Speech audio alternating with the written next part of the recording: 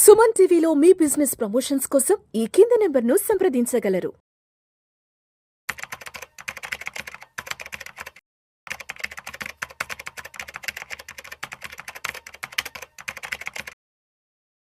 నమస్తే, నేను జీవి సత్యనారాయణ.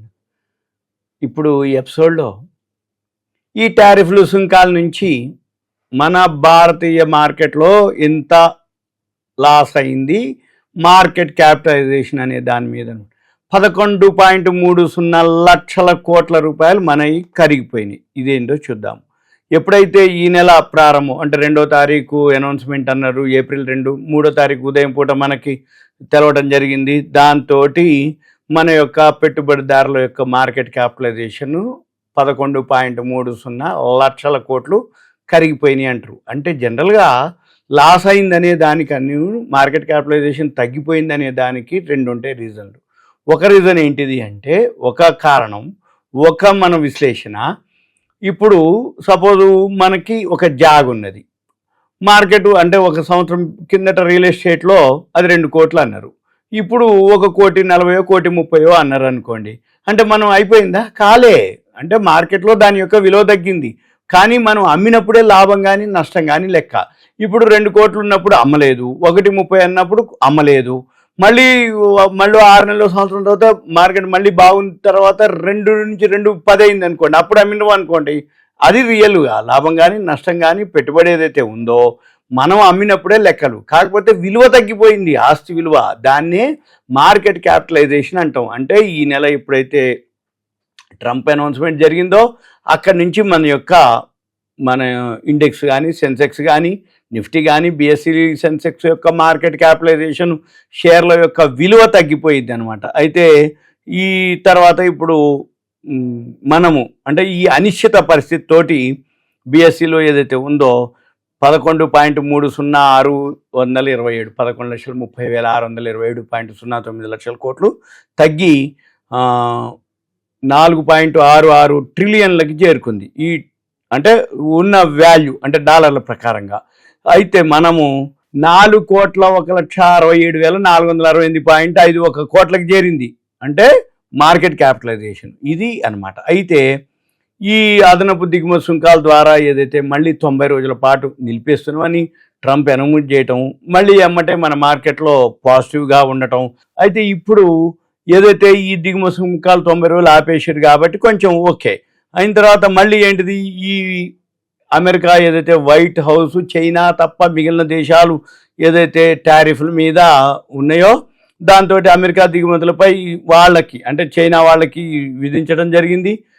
ఏదైతే అమెరికా విధించిందో వాళ్ళు కూడా పెంచడం జరిగింది పర్సంటేజీ.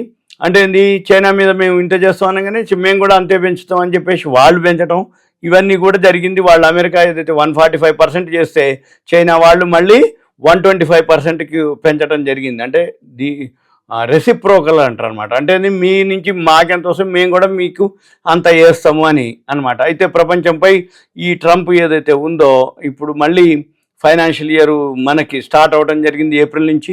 మార్కెట్లోనే మన స్టార్టింగ్లోనే ఆటుపోట్లు, F&O ఫ్యూచర్స్ ఓపెనింగు, మళ్ళీ మన మార్కెట్లు అంతా నష్టాలు గురి కావటం, బోర్డు మీటింగులు, యాన్యువల్ రిజల్ట్స్ రావటం, ఇవన్నీ వస్తున్నాయి అన్నమాట ఇప్పుడు.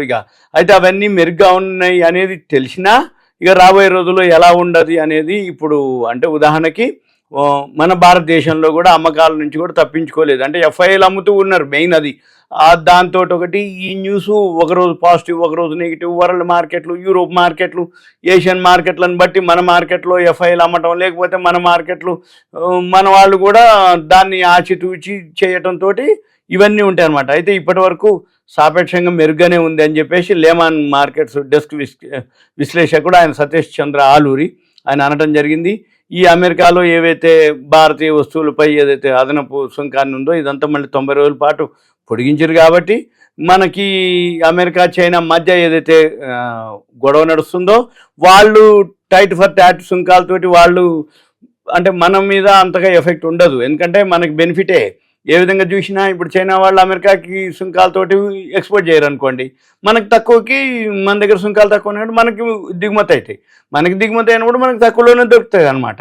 అది మనం చూడాలి. సరే ఇప్పుడు ఆల్రెడీ మన దాంట్లోనే ఇప్పుడు కంప్యూటర్లు చీప్ అయిపోయినాయి, సెల్ ఫోన్ చీప్ అని చెప్పి, ఎందుకంటే యాపిల్ సుంకాలు అక్కడ ఎక్కువైతుందని మన ఇండియాలోనే ప్రోడక్ట్ ఎక్కువ చేస్తారు. ఇక మన ఇండియాలోనే ఫస్ట్ అమ్ముకుంటారు. అక్కడ సుంకాలు పెట్టి ఆ సుంకాలతోటి ఎంత రేటు ఫిక్స్ చేస్తారో అవన్నీ మేనేజ్ చేస్తే ఇక్కడనే సేల్స్ పెరుగుతుంది వాళ్ళకి, ఎవరికి, యాపిల్ వాళ్ళకి. ఇలాంటి చాలా చాలా అనమాట. అంటే యాపిల్ లాంటి కంపెనీలు సుంకాల కోసం అక్కడ సుంకాలను మేనేజ్ చేసుకొని ఇక్కడ అమ్మటం జరుగుతుంది. ఇక్కడ చీప్ అయిపోతుంది మనకి.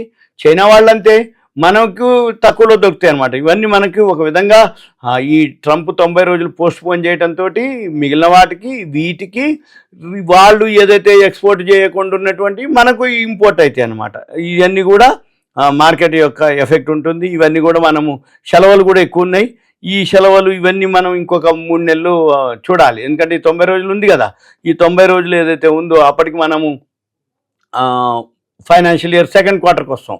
సెకండ్ క్వార్టర్కి వచ్చేటప్పటికి మనం మళ్ళీ ఎకానమీ ఎలా ఉంది, అమెరికా ఎకానమీ ఎలా ఉంది, దీన్ని బట్టి మనము లాంగ్ రన్లో చూసుకొని ఇవన్నీ కూడా మన పని ఏంటిది, దీర్ఘకాలిక వృద్ధి ఏదైతే ఉందో దాన్ని బేస్ చేసుకొని ఇప్పుడు ఎఫ్ఐలు కొనాలి.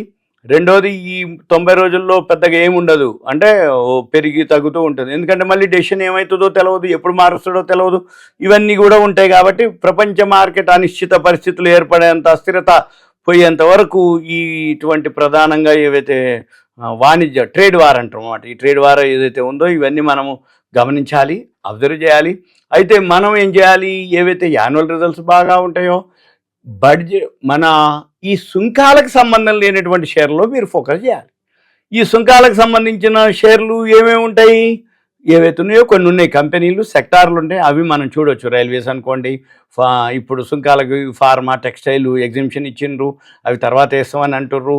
రియల్ ఎస్టేట్ కంపెనీలు ఉన్నాయి, ఎన్హెచ్ఏ నేషనల్ హైవే అథారిటీ ఉంటాయి, పబ్లిక్ సెక్టార్ యూనిట్స్ ఉంటాయి.